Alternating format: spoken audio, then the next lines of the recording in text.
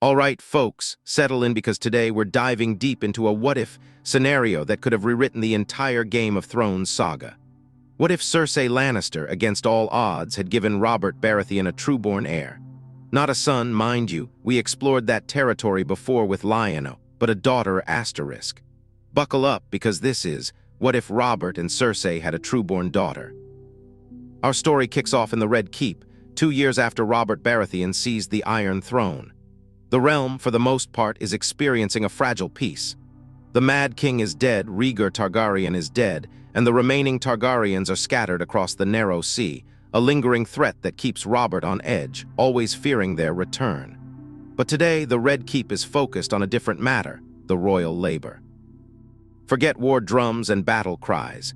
Instead, the air vibrates with the spirited screams emanating from Queen Cersei's chambers.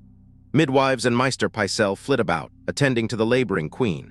And where's Robert, you ask?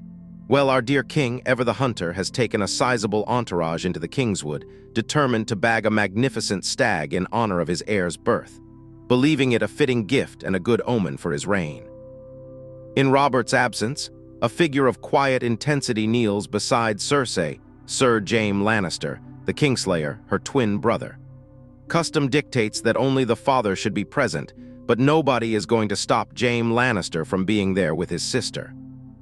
Time stretches, punctuated by Cersei's increasingly desperate cries. Then finally, the shift. The queen's pained screams give way to the softer cries of a newborn child. Relief washes over the room as Cersei is presented with her firstborn, a daughter asterisk. Now here, where the story truly diverges. As the infant lands in Cersei's arms, something shifts. It's subtle, almost imperceptible to most. But it's there. When Robert bursts into the room, cloak still stained with the blood of his hunt, Cersei casts a quick glance between him, Jaime, and the newborn. It's glaringly obvious who the babe resembles. Thick, dark hair crowns her tiny head, the unmistakable Baratheon black. Cersei, while outwardly embracing the girl, can't quite mask her disappointment. She and Jaime have, of course, been continuing their close relationship throughout her marriage. A part of her had dared to hope that Jaime was the father. Robert, oblivious to the inner turmoil, beams with unadulterated joy. Jaime, sensing the shift in mood, discreetly departs as Robert approaches. The king takes his daughter into his large, calloused hands. He had hoped for a son, yes, the realm expects a son, but looking down at this tiny girl, a surge of paternal pride washes over him. Maester Pycelle, ever the pragmatist, asks the king if he has chosen a name for the princess. Robert, his voice booming with pride, declares, "From this day forward, this girl shall be known as Princess Lysendra Baratheon." And as the years pass, it becomes clear that Lysendra is indeed Robert's daughter through and through. Though many, especially those closest to her, will come to call her by the nickname Lysa, or Lee. Lee grows, the eldest child of King Robert, and a strong bond forms between them from the very beginning. Despite his, complicated relationship with Cersei, Robert dotes on the young princess. You'll often find him with Lee sitting on his lap during council meetings, or regaling her with tales of his legendary battles, especially during Robert's rebellion. The Battle of the Bells is a particular favorite of hers. As she grows, Lee continues to pester not only her father, but even her uncle Jaime for tales and details of the rebellion. Even in her youth, Lysendra commands a presence in the Red Keep. Some say she barks orders as loud, if not louder, than the king himself. Fierce like her father, beautiful like her mother, though some whisper that one day she might surpass even Cersei in beauty. In many ways, she seemed to embody the best traits of both her parents, Robert's dark hair, Cersei's striking emerald eyes. However, Cersei finds herself wishing her daughter inherited a little less of Robert, and a little more of, herself or Jaime. She believes they possess a certain asterisk class that the king lacks, especially as Robert allows himself to fall into a state of, shall we say, relaxed asterisk vigilance, lacking a proper war to keep him sharp. Eventually, Cersei gets her wish in part. She bears Robert 3 more children, Joffrey, Miachella, and Tommen. Unlike Lysendra, these children inherit their mother's golden hair and green eyes, seeming to favor their Lannister heritage. At least, that's what Cersei and Jaime would have the realm believe. Lee, to her credit, takes to being an older sister well, finding playmates in her younger siblings. She's also close to her cousin Shireen Baratheon, viewing her as a second sister. You might find them poring over the history of Westeros, discussing Aegon's conquest, the founding of House Baratheon, and one of Lee's favorite subjects, the Dance of the Dragons. Lysendra is especially fascinated by Princess Rhaenys, the queen who never was, admiring her ferocity in battle and their shared Baratheon blood. Now, while Lysendra gets along swimmingly with Shireen and her younger siblings, the dynamic is different with Joffrey. From a young age, Joffrey seems consumed by an almost irrational anger and cruelty, particularly towards the gentle Tommen. Lee constantly finds herself defending Tommen, reprimanding Joffrey for his bullying. She brings this behavior to her parents' attention, but her efforts are largely in vain. Robert might initially scold Joffrey, but Cersei always intervenes, shielding her son from any real consequences. She dismisses Joffrey's actions as typical boyish roughhousing or accuses Lysendra of exaggerating. As the years pass, a clear disconnect develops between mother and daughter. Cersei plays favorites, whether consciously or not. While she does care for Lee and makes occasional attempts to connect, the princess increasingly gravitates towards the men in her family. Her father, Jaime, and even the stoic Stannis, enjoying their war stories, horseback riding, and hunting trips. On one of her name days, Robert gifts Lysendra a newly born foal, telling her it will grow into a fine horse and a loyal companion. Delighted, she names her new friend Justice. Lee seems to have little interest in etiquette lessons and courtly manners. Her disinterest eventually leads to a request to train alongside Joffrey in swordsmanship. Cersei, predictably, finds the idea utterly unbecoming of a princess. She sees it as further evidence of Robert's influence corrupting her daughter. However, if Cersei bothered with any introspection, she might realize Lee is merely mirroring her own childhood desires. Cersei, once upon a time, yearned to be a warrior, even contemplating pretending to be Jaime to gain the opportunity. The irony is almost painful. Cersei, who constantly bemoans her restricted position as a woman in a patriarchal society, now actively attempts to deny her own daughter the very experiences she craved. Robert, on the other hand, is amused by Lysendra's request. Her desire to participate reminds him of Lyanna Stark. She was also a rebel, constantly pushing boundaries. That independent spirit was part of what drew him to her, and seeing it mirrored in Lysendra, he wants to encourage it. Though admittedly, Robert doesn't truly believe Lysendra will become a fearsome warrior. He sees it more as a passing interest, a pastime. He secretly expects her to eventually lose interest, as children often do. But to his surprise, Lysendra doesn't lose interest. Under the tutelage of Barristan Selmy, she develops a clear preference for steel and training dummies over silks and gold. She even declares her desire to wield a warhammer, just like her father. She also has a natural aptitude for swordsmanship, much to Robert's amusement. She regularly spars with Joffrey, who, to his frustration, can never seem to land a hit. The spars regularly end with Joffrey full of welts and bruises. Cersei is not amused. She downplays Lysendra's victories, telling Joffrey that she only wins because she's older and bigger. This, naturally, doesn't do wonders for their already strained relationship. Each loss fuels Joffrey's resentment and embarrassment. He becomes increasingly disdainful of his sister, both on and off the training yard. Joffrey, fed up with playing second fiddle to his sister, begins to retaliate in less direct ways. Lysendra, as a young child, loved dolls. Robert made a habit of bringing her a new one whenever he returned from travels. After sparring matches, Lysendra would often return to her room to find dolls missing, only to discover them later in other parts of the castle, torn and broken. She knew it was Joffrey.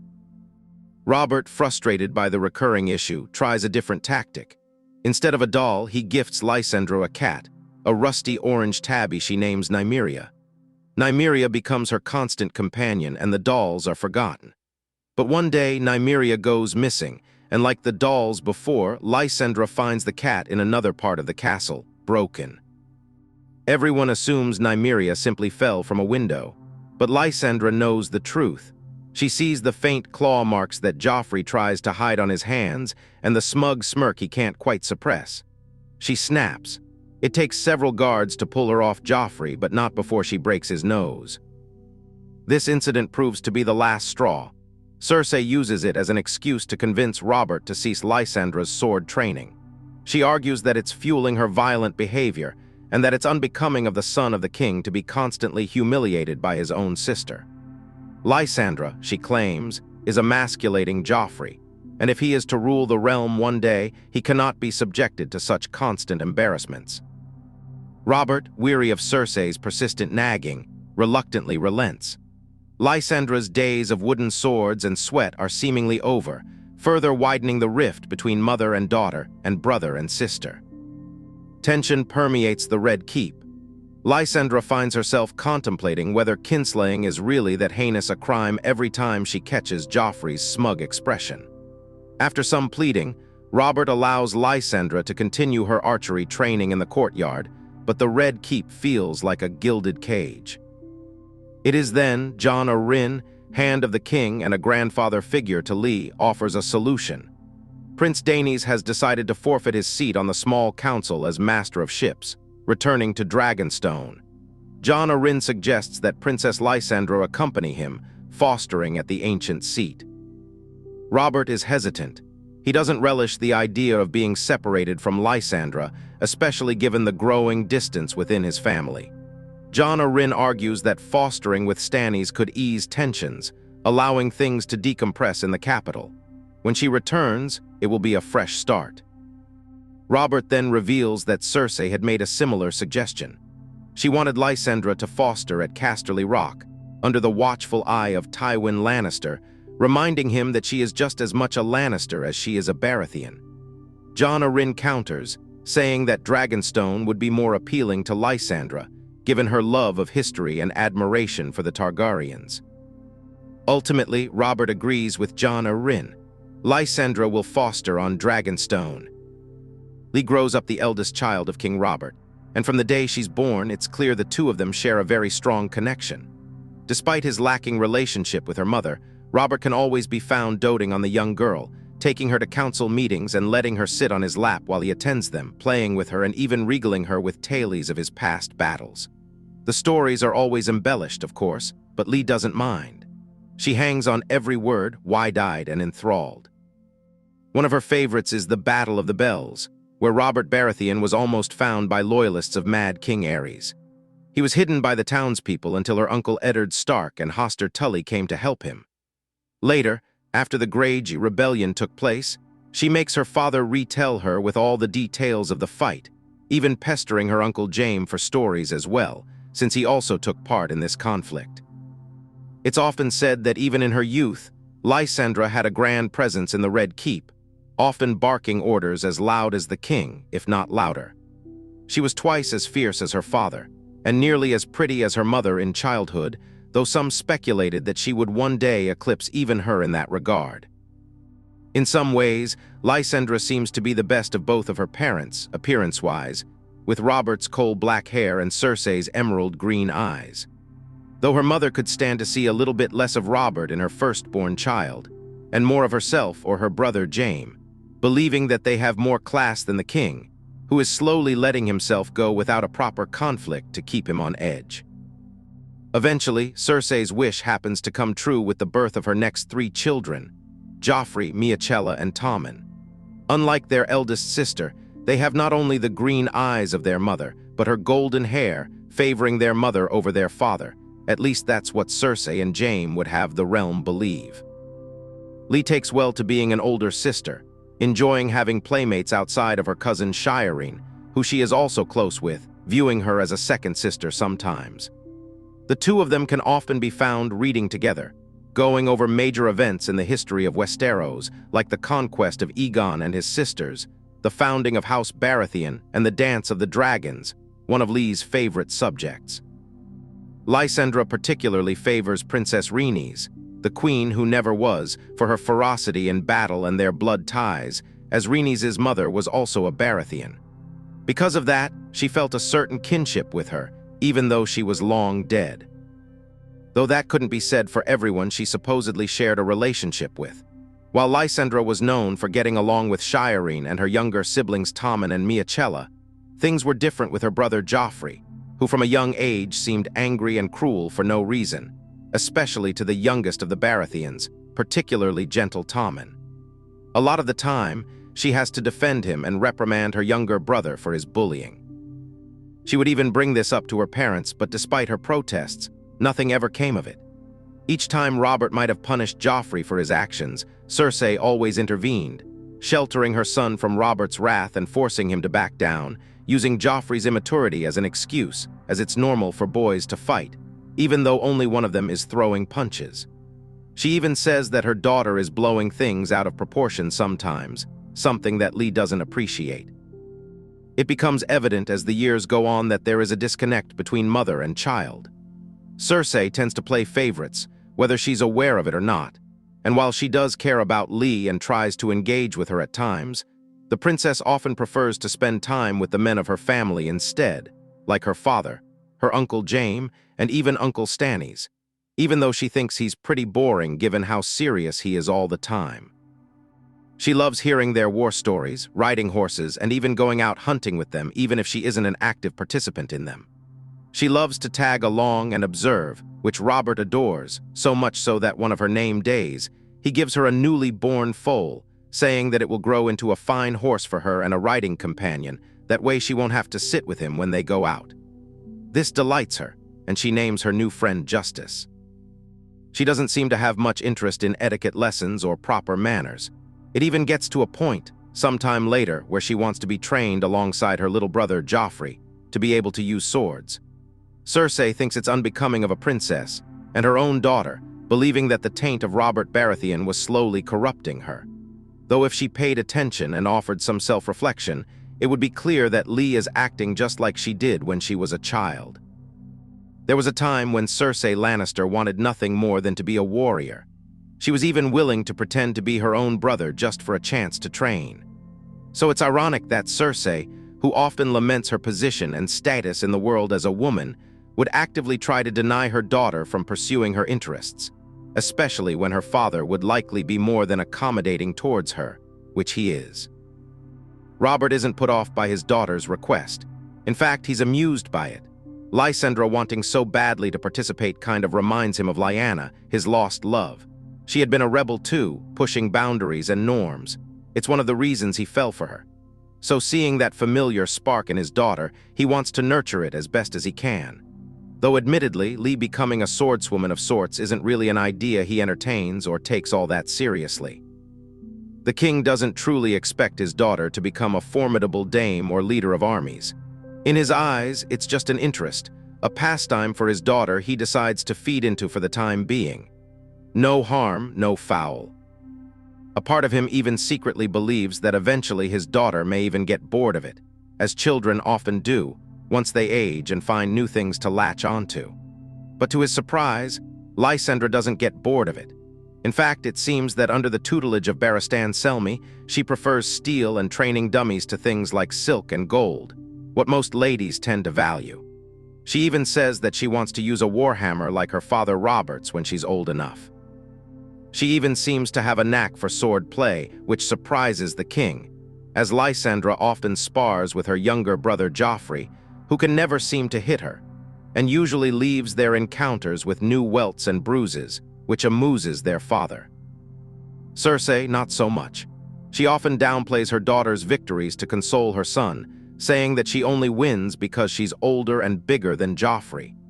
Time would remedy that as he grows, then saying that he just needs to pay more attention to Barristan Selmy during instruction, and maybe take some extra lessons with Jaime that could straighten things out for him. Though while there is some improvement on Joffrey's part because of this advice, it's still clear his sister has the edge, which doesn't do wonders for their already failing relationship. It drives a deeper wedge between the two of them, as each loss makes Joffrey that much more disdainful of his sister due to embarrassment. It gets to a point where Joffrey, fed up with being second place to his sister, on and off the training yard, begins to retaliate. Lysendra was always a fan of dolls when she was younger, and King Robert made it a habit of buying her a new one whenever she asked, or giving her one when he returned home after leaving the capital for whatever political reason. After some of her sparring matches with her brother, there would be times where she went back to her room to find some of them missing, and later on, finding them in other parts of the castle, torn, twisted, and broken. Each and every time she knew it was Joffrey, and every time this happened, she would complain to her father, who could do little to Joffrey, with Cersei always coming to his defense. Eventually, King Robert found a remedy for this, and instead of a doll, he got his daughter a cat, a rusty orange thing that the princess would later name Missy. She was loved dearly, and in her presence, the dolls before her were all forgotten. But one day, she would go missing too, and like the dolls before her, Lysendra would find the tabby in another part of the castle, broken. No one knew what happened. Everyone just assumed she took a bad fall trying to jump from a window. But Lysendra knew the truth. She saw the claw marks that Joffrey tried to hide on his hands and the smirk that he gave her after the servants took the cat away. She had to be ripped off of him, but not before she broke her brother's nose. This incident of violence didn't do her any favors, as Cersei took this as an excuse to make Robert cease her training, citing that it was fueling her violent behavior, and it could not be tolerated. In addition, she believed that it was unbecoming of the son of the king to constantly be beaten down in front of others by his own sister. She said that Lysendra was emasculating Joffrey, and if he was to rule the realm one day and lead well, he could not be subjected to such embarrassments all the time.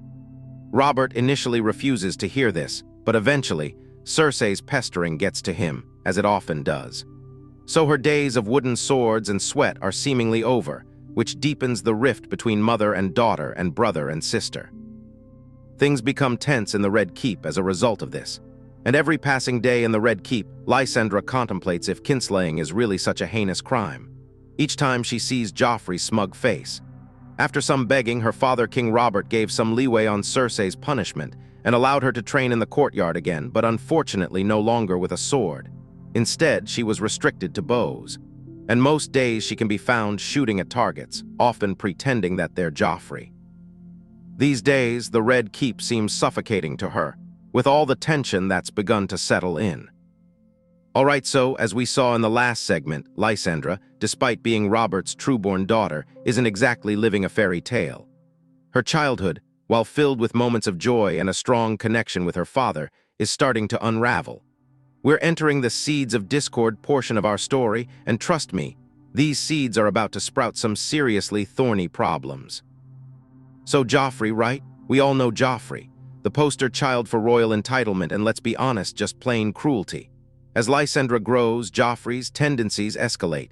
It starts subtly with snide remarks directed at Tommen, maybe a particularly vicious prank on a servant, but it quickly turns darker. He starts torturing small animals, bragging about it, and generally being a complete and utter terror. Lysendra naturally isn't about to stand for it. She's got a strong sense of justice, probably inherited from her dad, and she sees Joffrey's actions as, well, just plain wrong. We see this play out in a few key scenes. Picture this. Lysendra is walking through the gardens of the Red Keep, maybe with Shireen, and they come across Joffrey tormenting a cat. He's got it cornered, poking it with a stick, laughing as it hisses and tries to escape. Lysendra is immediately furious. She storms over, snatches the stick away, and chews Joffrey out. She reminds him that this is a living creature, that it deserves respect, that even a prince shouldn't be a bully. Now Joffrey, of course, doesn't take kindly to being scolded, especially by his older sister. He retorts with some insult, probably something about her being a daddy's girl or playing knight when she should be learning to be a proper lady. Lysendra fires back and a shouting match ensues. It's a real sibling squabble, but with much higher stakes. These incidents become increasingly common. Every time Joffrey acts out, Lysendra is there to call him on it. She's the only one who consistently challenges his behavior, which, unsurprisingly, makes her a target. Cersei, seeing the growing conflict, starts to subtly manipulate the situation. She recognizes that Lysendra is a threat to Joffrey, not just physically because she can beat him senseless with a wooden sword, but also politically. Lysendra is popular with the small folk, favored by Robert, and possesses a natural charisma that Joffrey sorely lacks. Cersei, being Cersei, decides to use this to her advantage. She starts whispering in Joffrey's ear, playing on his insecurities. She tells him that Lysendra is trying to undermine him, that she's jealous of his position as heir, that she secretly wants to take the throne for herself.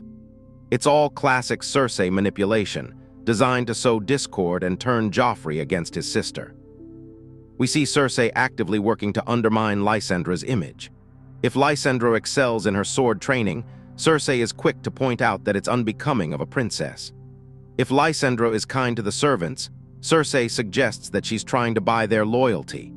It's a constant barrage of subtle digs and insinuations, designed to chip away at Lysendra's reputation and create a wedge between her and the rest of the family. One of the most impactful consequences of Cersei's meddling is the cessation of Lysendra's sword training. Remember how Robert, amused by his daughter's interest in martial pursuits, allowed her to train with Ser Barristan Selmy? Well, Cersei uses the incident with Joffrey's broken nose as the perfect excuse to put an end to it. She approaches Robert, feigning concern. She argues that Lysendra is becoming too aggressive, too masculine. She claims that her sword training is fueling her violent tendencies and that it's setting a bad example for Joffrey. She subtly suggests that Lysendra is neglecting her duties as a princess, focusing too much on fighting and not enough on etiquette and diplomacy.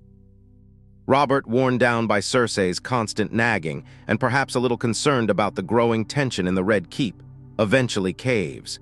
He orders Ser Barristan to discontinue Lysendra's sword training. Lysendra is, understandably, devastated. She feels betrayed by her father, who she thought understood and supported her. This is a turning point for Lysendra.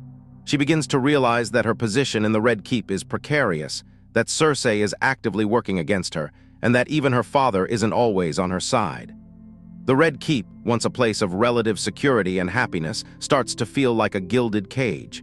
She feels trapped, stifled, and increasingly isolated. The atmosphere in the Red Keep becomes palpably tense. There's a constant undercurrent of animosity between Lysendra and Joffrey, fueled by Cersei's manipulations. Family dinners become strained affairs, filled with awkward silences and thinly veiled insults. The servants whisper behind their hands, sensing the growing conflict. Even Robert, oblivious as he often is, can feel the tension in the air. Lysendra spends more and more time alone, practicing archery in the courtyard, reading in the library, or simply wandering the battlements, lost in thought. She starts to question her place in the world, her relationship with her family, and her future. The seeds of discord have been sown, and they're starting to take root, poisoning the atmosphere of the Red Keep and setting the stage for the dramatic events to come. This is where things really start to get interesting. Because, as we all know, Westeros is never quiet for long, especially when there's a potential power struggle brewing. And so it was with a heavy heart that the young Princess Lysendra Baratheon found herself aboard a Baratheon warship, not sailing towards the familiar shores of King's Landing, but rather away towards the brooding volcanic isle of Dragonstone. This wasn't a punishment, not exactly. More of a strategic relocation, a cooling-off period, if you will. King Robert, susceptible as ever to the manipulations of his queen, and arguably his own advisors, had agreed to foster Lysendra with his brother, Stannis, the Lord of Dragonstone.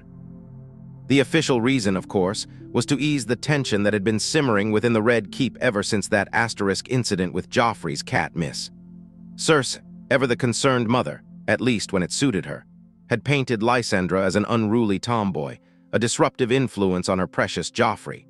Swordplay was for boys, not princesses, and archery, well, archery was just a step away from outright rebellion, apparently. Robert, worn down by Cersei's incessant complaints, and perhaps a little guilt-ridden about neglecting his daughter, finally relented. And so, Lysendra, much to her silent fury, found herself exiled to the land of dragons and stone. But there were other unspoken reasons, too. Jon Arryn, the Hand of the King, a wise and cautious man, had seen the brewing storm. The Stark-Lannister feud was escalating, and the Red Keep was becoming a powder keg.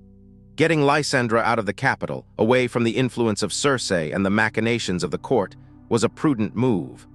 Dragonstone, with its formidable defenses and its isolated location, was a safe haven.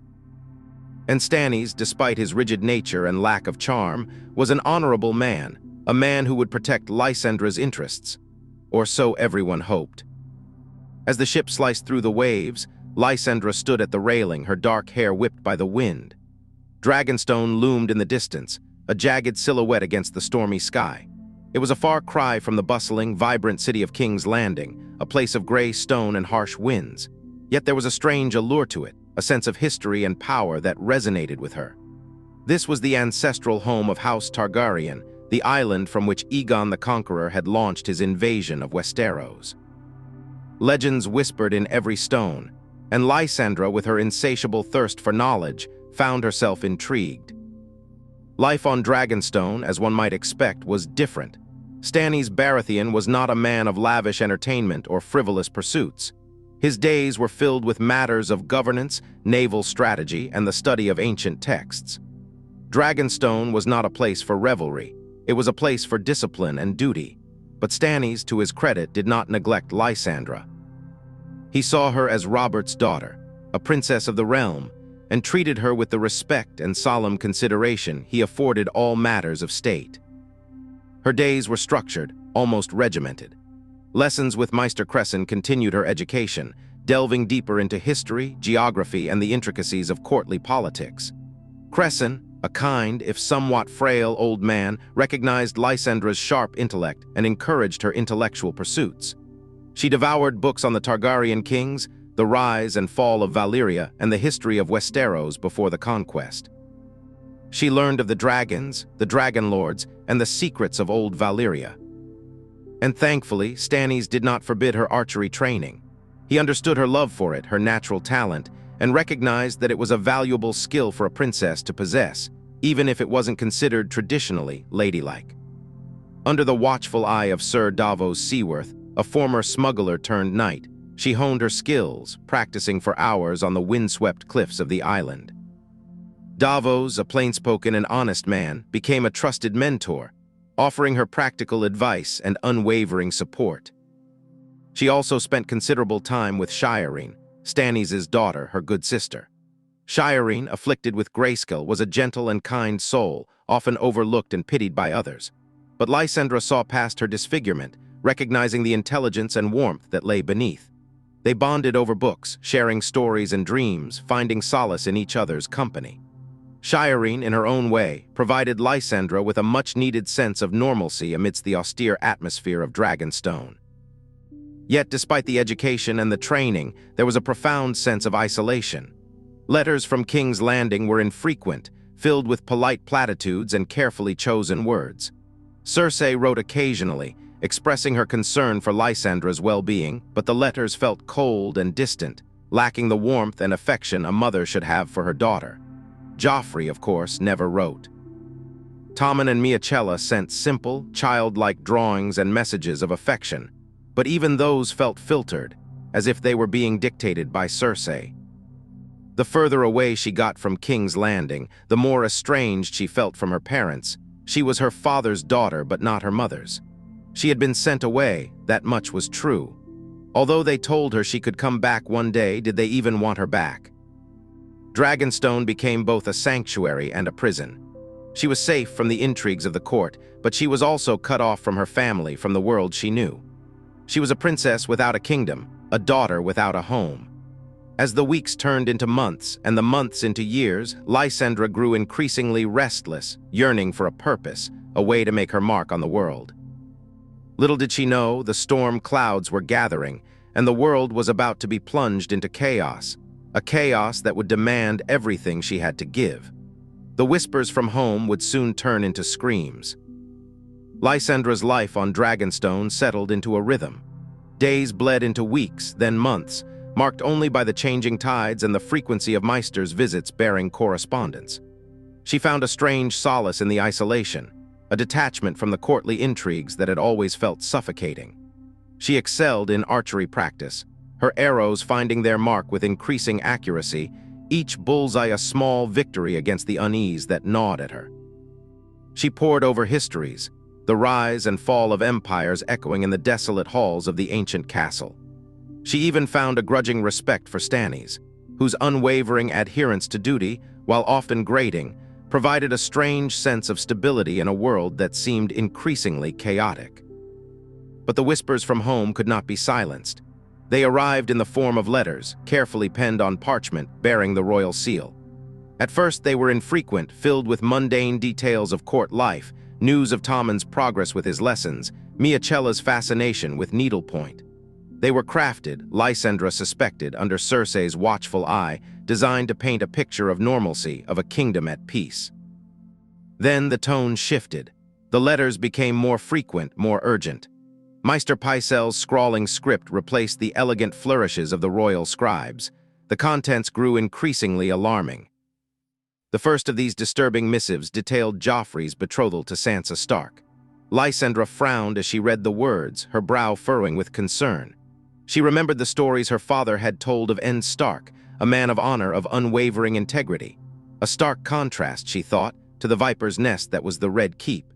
She knew Joffrey all too well, his cruelty barely masked by a veneer of princely charm. She could only imagine the torment that awaited the young Stark girl. "Poor girl," she muttered, crumpling the parchment in her hand. "She has no idea what she's in for." She sought out Shireen, her cousin, and read the letter aloud, gauging her reaction. Shireen, ever perceptive, saw the concern etched on Lysendra's face. "It's a good match, isn't it?" Shireen asked, her voice hesitant. "Bringing the North and the Crown together." Lysendra sighed, shaking her head. "On paper, perhaps, but Joffrey is not a good man. He will make her life a misery." A second letter followed soon after, delivered by a haggard-looking messenger who seemed eager to escape the confines of Dragonstone. This one spoke of Ned Stark's appointment as Hand of the King. Lysendra felt a surge of relief wash over her. Perhaps, she thought, Stark could bring some much-needed stability to the court, curb Joffrey's worst impulses, and protect Sansa from his capricious cruelty. She clung to that hope, a fragile ember in the gathering darkness. But the embers flickered and died with the arrival of the next missive. This one, penned in a hurried, almost frantic hand, spoke of growing tensions between the Starks and the Lannisters. Rumors of Tyrion's abduction by Catelyn Stark reached Dragonstone, followed by news of Sir James' attack on Ned in the streets of King's Landing. Lysendra felt a cold dread grip her heart. The pieces were falling into place, a grim mosaic of betrayal, ambition, and escalating violence. She knew her mother, knew her cunning and her unwavering loyalty to her family. She knew, too, of James' recklessness, his impulsiveness. The clash between the Starks and the Lannisters was inevitable, a powder keg waiting for a spark.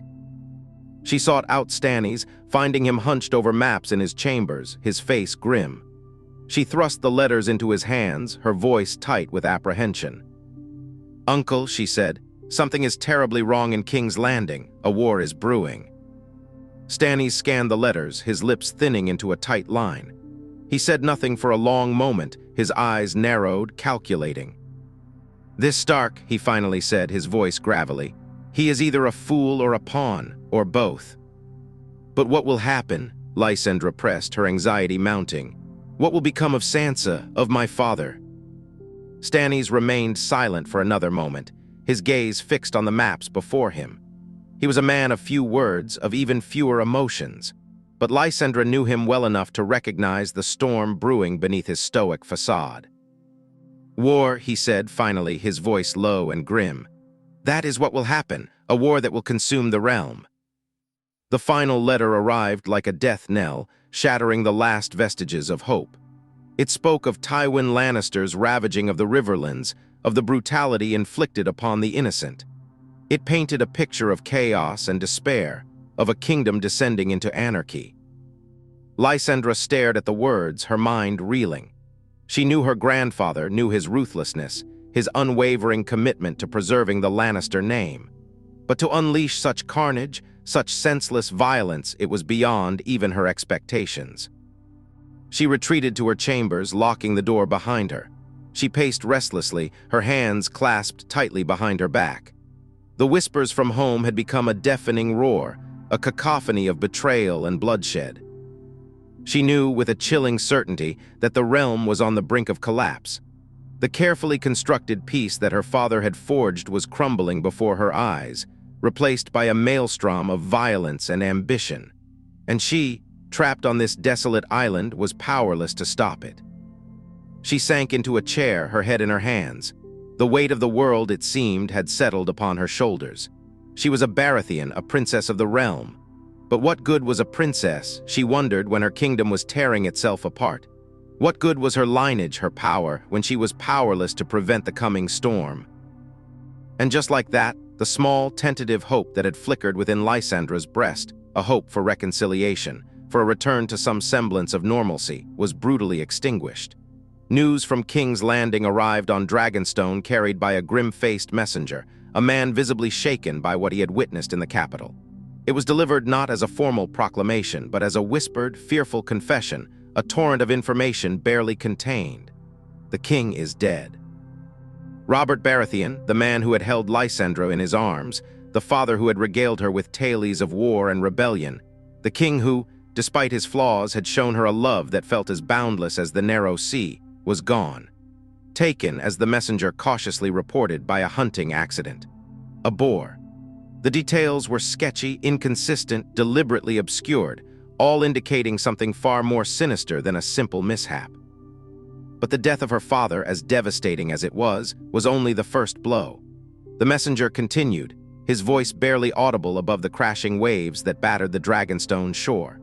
Lord Eddard Stark, Hand of the King, the man betrothed to her brother, Joffrey, was imprisoned, accused of treason, accused of plotting to usurp the throne. The very notion was absurd. Lysendra knew Stark only through stories and letters, but the picture painted was one of unshakable honor, unwavering loyalty. He was a man Robert Baratheon had trusted implicitly. To imagine him plotting against the crown, it defied all reason.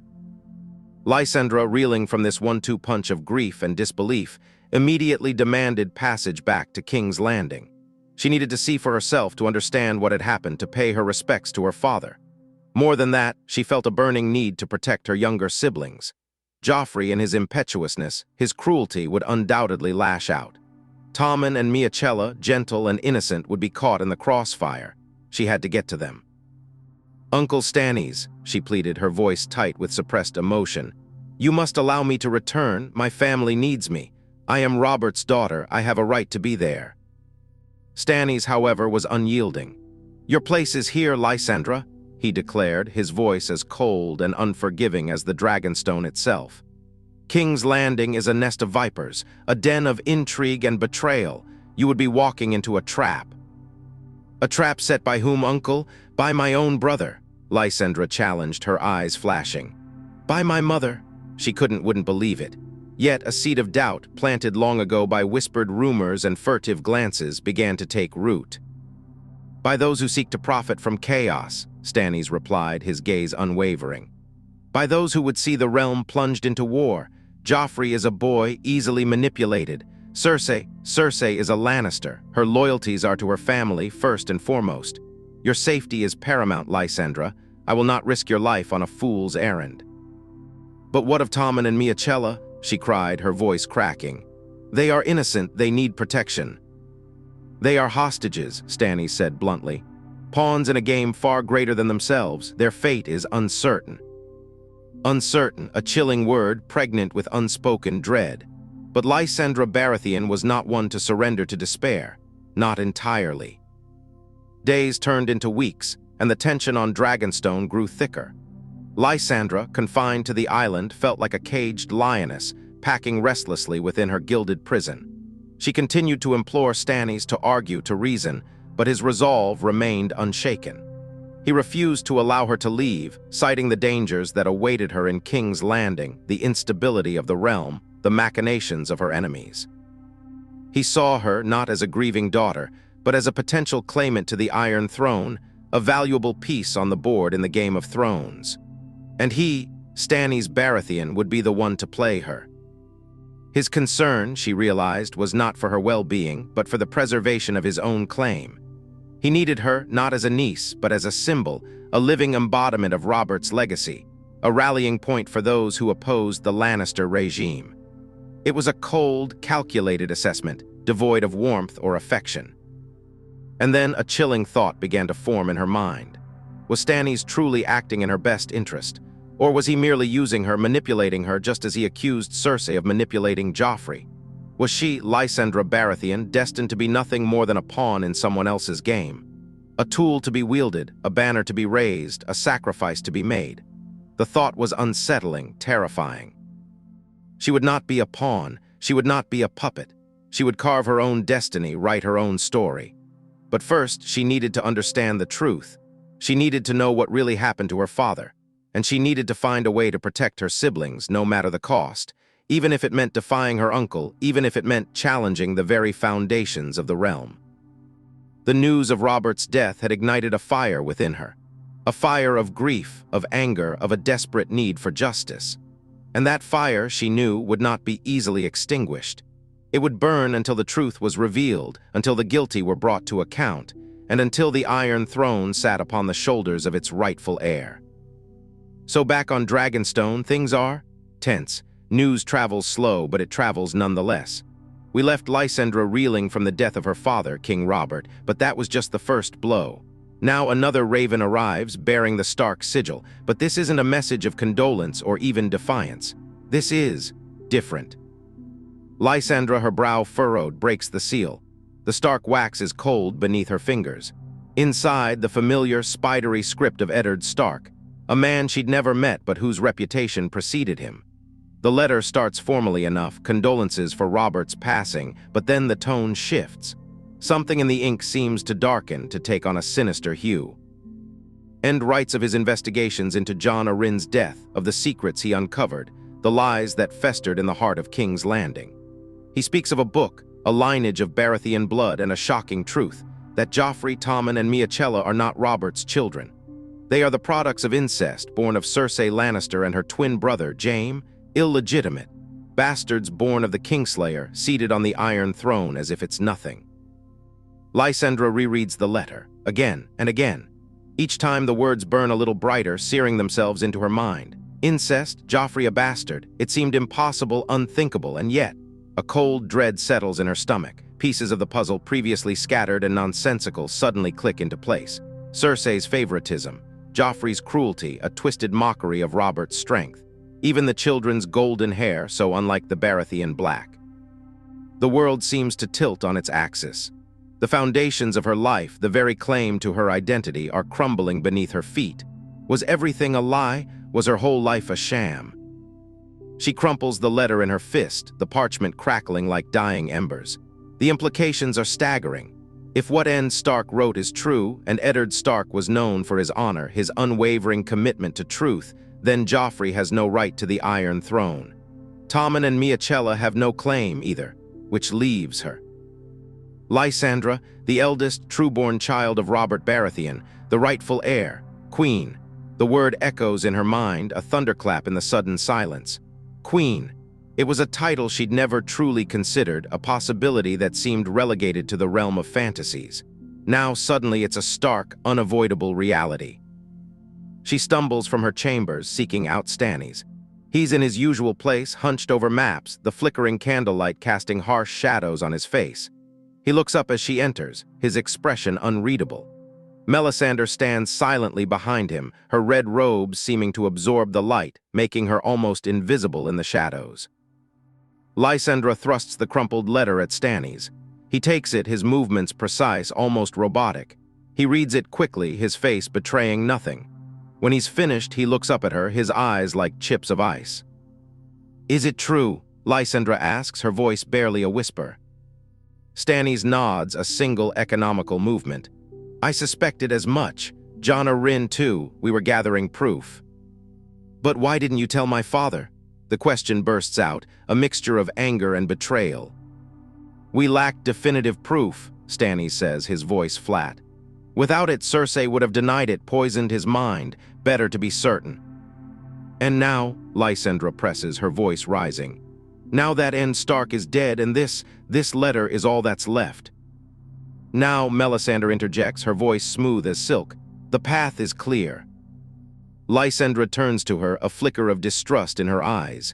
"Clear? What path? What are you talking about?" Melisandre smiles, a slow, unsettling curve of her lips. "Your destiny, princess, your purpose. You are the rightful queen, The Lord of Light has shown me. You will lead the realm against the darkness. Darkness? What darkness? Joffrey's reign, born of incest. Or Melisandre's own, cloaked in mysterious red god mumbo-jumbo? Lysendra feels like a puppet, her strings being pulled by forces she doesn't understand. Stannis steps forward, his gaze piercing. You are Robert's heir, Lysendra. The Iron Throne is yours by right. Joffrey sits there as a usurper, a bastard born of treachery. Will you stand by and let him defile your father's legacy, or will you fight for what is rightfully yours? Fight, the word resonates within her. She remembers the training yard, the clang of steel, the thrill of victory. She remembers Robert's stories, his laughter, his unwavering belief in her. And she remembers Joffrey's cruelty, the injustice she's witnessed, and the feeling that she was powerless to change it. A fire ignites within her, a slow burn of anger and determination. The truth is out, the lies are exposed, and she has a choice to make. The camera pans to Lysendra, looking out towards the sea, the determination building in her eyes. What must I do? Okay, so Lysendra, understandably, is not thrilled to hear that the crown she thought was going to Joffrey now belongs to her. I mean, talk about a Monday, right? 1 minute you're minding your own business on Dragonstone, the next, bam, you're queen. But as with everything in Westeros, it's never that simple. See, as soon as the Dragonstone ravens start spreading the word, Lysendra Baratheon declares herself queen. The realm collectively facepalms. Because let's be honest, Westeros was already a dumpster fire, and this is just pouring gasoline on the flames. So who exactly is challenging our newly crowned queen? Buckle up, folks, because the roster is a *doozy*. First, we have good old Joffrey. Fresh off ordering End Stark's execution, still rocking that smug little smile that makes you want to punch a wall, he of course isn't about to let some girl waltz in and take what he sees as rightfully his. He throws a royal tantrum, declares Lysendra a traitor, and puts a price on her head. Standard Joffrey fare, really. He rallies the Lannister forces, with Tywin Lannister pulling the strings from behind the scenes, because let's face it, Joffrey couldn't organize a one-horse parade. His banners declare his defiance as Joffrey, first of his name, the rightful king of the Seven Kingdoms. The audacity of it all, right? Then there's Renly Baratheon. Remember him, Robert's younger, charismatic brother. He decides that, hey, if everyone's claiming the throne, why not him? I mean, he's got the looks, he's got the popularity, and most importantly, he's got the backing of the Tyrells and their ridiculously huge army. He's all about being the people's king, and Lysendra's sudden emergence on the scene definitely throws a wrench in his well-oiled ambition. He declares from Storm's End, draped in green and gold, that he is the rightful king, and that Lysendra and Stannis are just desperate power grabbers. Renly, of course, conveniently glosses over the fact that he was never supposed to be next in line. But hey, details, right? And finally, to complete the trifecta of oh, come on, we have Robb Stark, the young wolf himself. Now Robb's claim is a bit different. He's not after the Iron Throne. Instead, fueled by the injustices done to his family by the Lannisters, he declares the North independent, crowning himself king in the North. He's all about freedom and vengeance, and he really doesn't care who sits on the Iron Throne, as long as it's not someone who's allied with the Lannisters. Honestly, of everyone, his motives are the purest, which is probably why he is still a threat to everyone else. So let's recap. You've got Joffrey, backed by the Lannisters, clinging to the throne like a barnacle to a ship. You've got Renly, backed by the Tyrells, all sunshine and rainbows, but with a serious ambition problem. And you've got Robb, leading the North in a quest for vengeance. And now, joining this party is Lysendra, supported by Stannis and his loyal, if somewhat dour, followers. It's a total mess, right? Now here, where things get really interesting. Because Lysendra, unlike some of her competitors, has a brain. She understands that she needs allies, and while Stannis is undeniably loyal, let's face it, he's not exactly the life of the party. He's about as charismatic as a damp rock. And Melisandre? Well, let's just say some people find her a little intense. What I mean is, she keeps promising a shadow baby at this point. Not great optics for the new regime, to be sure. So Lysendra decides that her first move needs to be a parlay. A face-to-face with one of her rivals to see if she can't, talk some sense into them. And who does she choose? Her uncle Renly. Why Renly? Well, he's Robert's brother. There's a familial connection there. Plus, he's known for being reasonable, or at least more reasonable than Joffrey. And crucially, he commands a huge army. An alliance with Renly would give Lysendra the strength she desperately needs to challenge Joffrey's claim. Or so she hopes. So a meeting is arranged in the Stormlands. Lysendra rides out, looking every inch a queen in gleaming armor with Stannis glowering beside her. Renly arrives in his usual flamboyant style, surrounded by knights and banners. It's a tense standoff, full of veiled threats and thinly disguised insults. Lysendra lays out her case. She appeals to Renly's sense of duty, reminding him that they both swore allegiance to Robert. She argues that Joffrey is a usurper, a product of incest, and that she, as Robert's only Trueborn child, is the rightful heir. She even offers Renly a high position in her court, a seat on her small council if he bends the knee. But Renly refuses. He's polite, even charming, but he's adamant. He believes he's the best choice for the throne, that he can bring peace and prosperity to the realm. He even offers Lysendra a place at his court, promising to name her his heir until he has a son of his own. The audacity. The parlay ends in a stalemate. No agreements are reached. The two sides part ways, knowing that war is inevitable. Lysendra is disappointed but not surprised. She knew Renly's ambition was a force to be reckoned with. He wasn't going to give up the throne easily. But this encounter does give Lysendra something valuable: clarity. She realizes that a direct confrontation with Renly is suicide. His army is too large, his position too strong. She needs to find another way, another alliance. Because if she's going to win this Game of Thrones, she needs to play smarter, not harder. And in her mind, a new, surprising plan is forming, and it involves the king in the north, Robb Stark, and an army with more than enough reason to see her rise. Okay, so Lysendra's now the queen, right? Declared it, crowned it, the whole shebang. But it's not exactly been a smooth coronation. Joffrey's calling her a traitor, which, pot calling the kettle black. And then Renly, bless his ambitious little heart, decides he's the rightful king. This whole war of 5 kings, or queens, or whatever we're calling it now, is turning into a royal rumble. Lysendra needs allies, and fast. Stannis is Stannis. Loyal, sure, but about as charismatic as a whetstone. Melisandre is, frankly, terrifying, so the most obvious move? Talk to Renly. He's got the biggest army right now, and he's family. Maybe, just maybe, she can knock some sense into him. A parlay is arranged. Neutral ground in the Stormlands. The wind's whipping, the sky's gray, perfectly dramatic setting, if you ask me. Lysendra in full plate armor rides up on Justice. Black stag on red, but with a flaming crown because, well, she's trying to make a statement. This isn't just about blood, it's about fire. Stannis is right behind her, looking as thrilled as ever to be outdoors. And there's Renly, looking, as always, like he just stepped out of a perfume ad. The Tyrell banners are snapping in the wind, and you just he's got Loras somewhere nearby, polishing his armor. Renly. Lysendra's voice is surprisingly steady, considering she's facing off against a guy she used to sneak sweets with as a kid. Renly smiles, that infuriatingly charming smile. Lysendra, always a pleasure, though I must say you look a bit out of place, playing soldier. I'm not playing anything, Renly. I'm here to talk. Talk about what exactly? Your sudden and frankly ludicrous claim to the throne. He gestures around him, taking in the assembled knights and soldiers.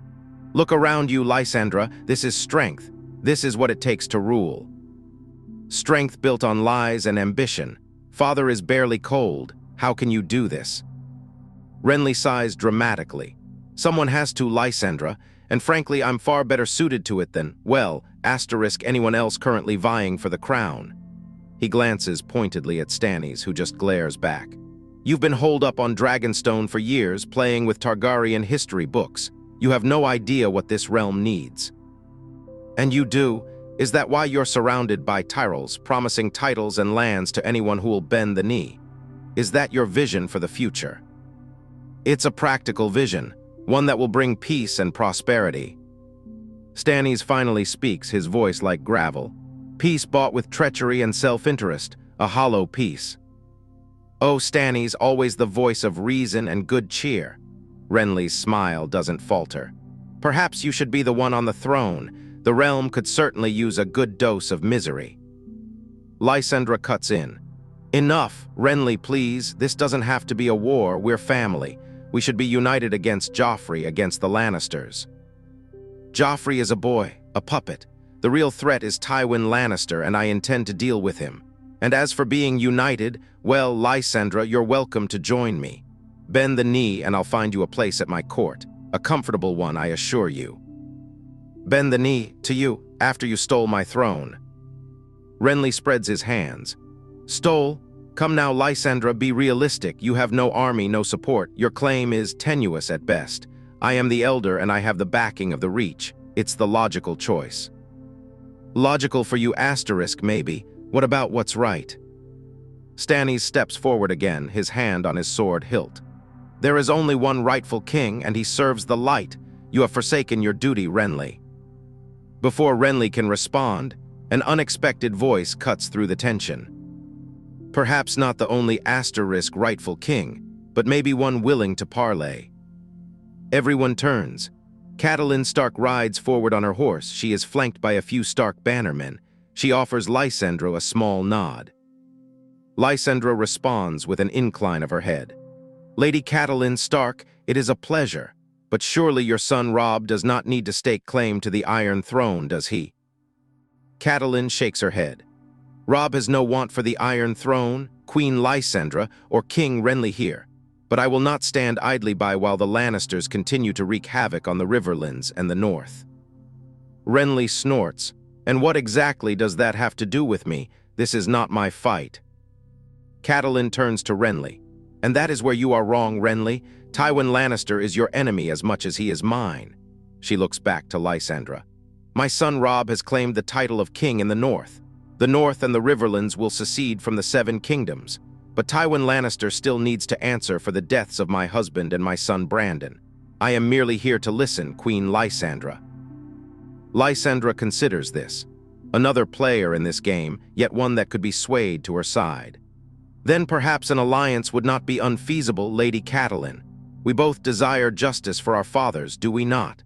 Though with your son wanting to secede from the kingdom, I question how dedicated you are in the war against the Lannisters and taking your land back. Stannis shoots Lysendra a look of disapproval. Do not misunderstand. We will take our lands back, and they will once again prosper, or the men that stand with me will die trying. With the Reach backing you and Robb controlling the North, a war amongst ourselves would only cause more death to fall amongst this land. Catelyn says. Your son desires independence, Stannis interrupts, his voice tight with disapproval. There can be no alliance with a traitor. Catelyn raises an eyebrow at Stannis, clearly unimpressed.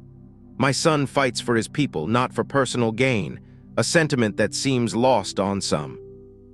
Renly smirks, enjoying the growing tension. Enough posturing. Ladies, gentlemen, it's been enlightening, but I grow weary of talk. If you desire something, you must seize it. He turns to Lysendra. And you, my dear niece, should change out of that ridiculous armor before you catch a chill. Lysendra clenches her jaw. I don't want to fight you, Renly. We could all be stronger together, avenging our fathers, retaking the throne. There will be no contempt if you surrender now. You'll have a place of high honor in my court and a seat on my small council. Renly shakes his head, his smile now tinged with pity. And I offer you the same, Lysendra. Come to Storm's End. A place at my court, a place of honor. And perhaps if you prove yourself, I might even name you my heir. At least until I have a son of my own, it is only fair. Stannis scoffs. Lysendra's expression hardens. You would make me your asterisk heir. Like I'm some kind of placeholder. I am a Baratheon, Renly, through and through. I am the rightful heir through blood. Not an option or a second thought. I am the queen. Renly shrugs.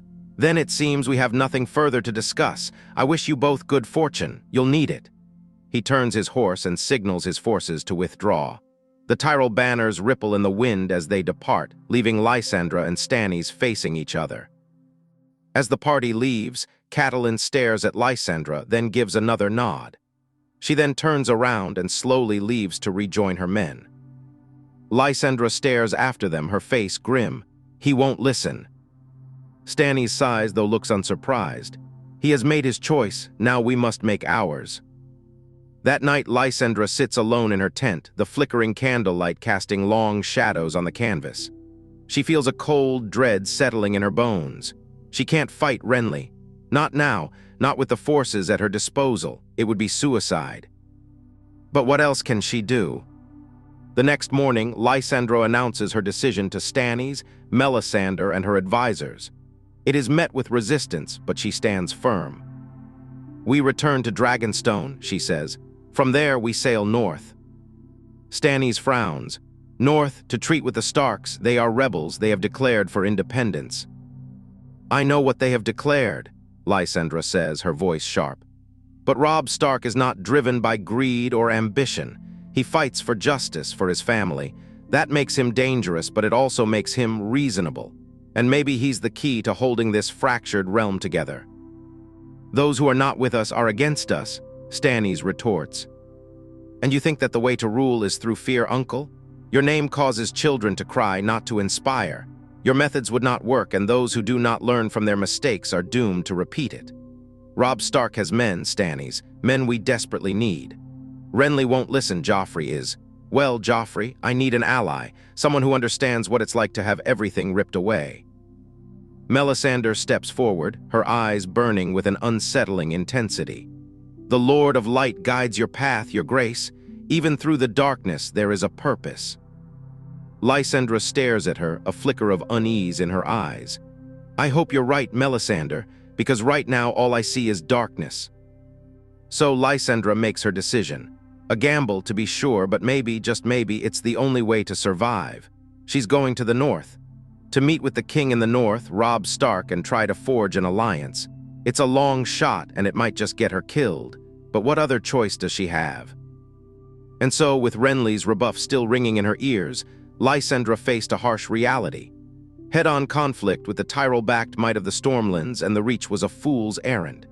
Stannis, ever the pragmatist, advocated for a desperate gamble, a night raid, a shadow assassination courtesy of Melisandre and her unorthodox methods.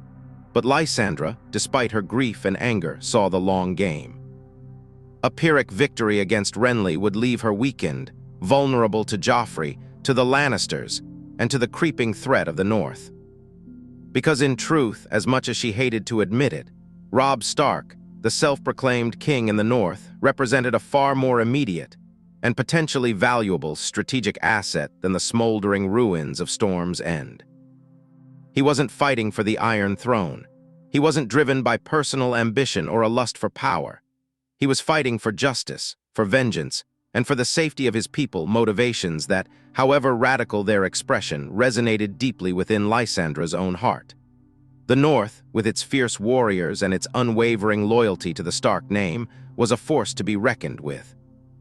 An alliance with them could shift the balance of power entirely, providing Lysendra with the manpower and resources she desperately needed to challenge Joffrey and reclaim what was rightfully hers. Therefore, Lysendra addressed her war council, a grim collection of Dragonstone loyalists and sellswords, and laid out her plan.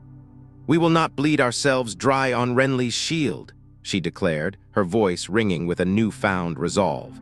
"Instead, we return to Dragonstone. From there, we sail north." The reaction was mixed. Stannis, predictably, was vehemently opposed. "The North is in open rebellion, niece. They have declared themselves independent from the Iron Throne. They are traitors." "And Joffrey is a usurper, uncle," Lysendra countered, her gaze unwavering. "A traitor who sits on my father's throne, which is the greater offense." Davos Seaworth, the Onion Knight, ever the voice of reason, spoke cautiously. "Your Grace, the journey north is fraught with peril. The Iron Fleet patrols the coast, and the waters are treacherous." "Then we shall avoid them," Lysendra replied, a hint of a smile playing on her lips. "We know these waters better than anyone. We'll hug the coast, slip through the narrow sea, and land somewhere on the eastern side of the North, away from prying eyes." Melisandre, who had remained silent throughout the discussion, finally spoke, her voice a low, hypnotic murmur. "The Lord of Light guides your path, your grace. He sees the fires burning in the north, the seeds of chaos and destruction. He will lead you to the one who can quench those flames." Lysendra regarded the Red Priestess with a skeptical eye. While she respected Melisandre's influence and acknowledged the power she wielded, she remained wary of her motives. She didn't trust the Red Woman any further than she could throw her. Her devotion to Arlor felt fanatical at best and opportunistic at worst, and while Lysendra was prepared to use her as a tool, she would never allow herself to become her puppet. The journey back to Dragonstone was swift and uneventful. As they sailed, Lysendra spent hours poring over maps of the north, studying its geography, its history, and its people.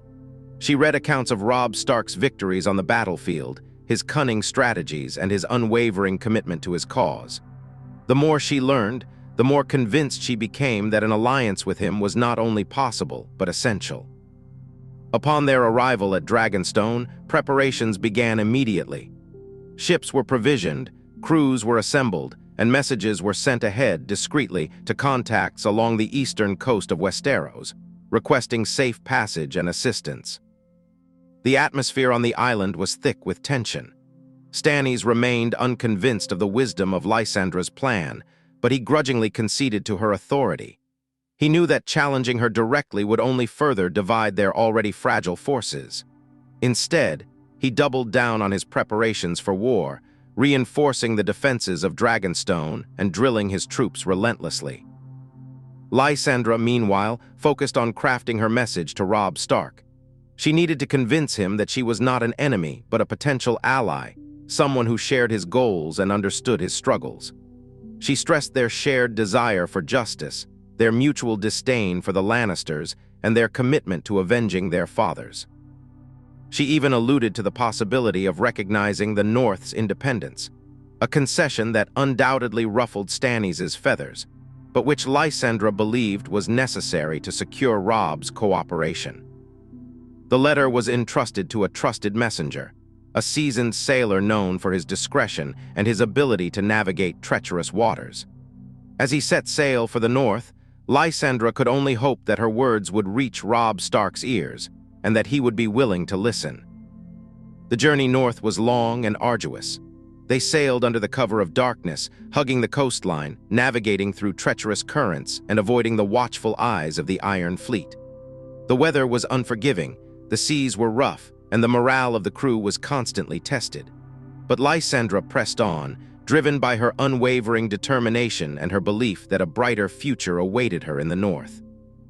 Finally, after weeks of perilous sailing, they reached their destination, a secluded cove on the eastern coast of the north, far from any major settlements or fortifications. As they disembarked, Lysendra took a deep breath of the crisp, cold air, a stark contrast to the humid climate of Dragonstone. This was a different world, a land of snow and ice, of fierce warriors and ancient traditions. Now the real challenge began. Finding Robb Stark, convincing him of her sincerity, and forging an alliance that could reshape the fate of the Seven Kingdoms. The stakes were high, the risks were immense, but Lysendra Baratheon was ready. She was a queen without a kingdom, a claimant without an army, but she possessed something far more valuable, a burning desire for justice, and the will to fight for what she believed in, even if it meant standing alone against the world. Her first step was to show good faith. She ordered the sailors to offload the small amount of supplies they had brought, not only for themselves, but as a gift to the north.